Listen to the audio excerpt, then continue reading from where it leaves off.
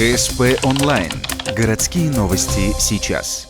Вторник, 15:00. База отдыха «Крахаль». Открытие туристического слета среди людей с инвалидностью. В Ухте он проходит традиционно. В этом году на сборы приехало более 40 человек со всей республики.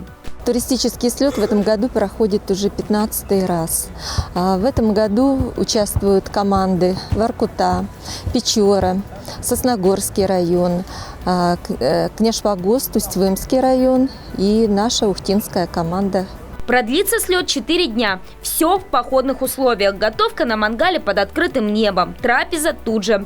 Для тех, кого не пугают ни комары, ни дождь, ни ночная прохлада, ночлег в палатке. В общем-то, никаких поблажек. Турслет так турслет. А еще насыщенный спортивный график.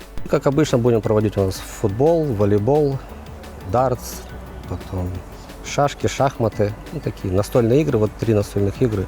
Новые игры сделали. Будем все это проводить. То есть программа насыщенная.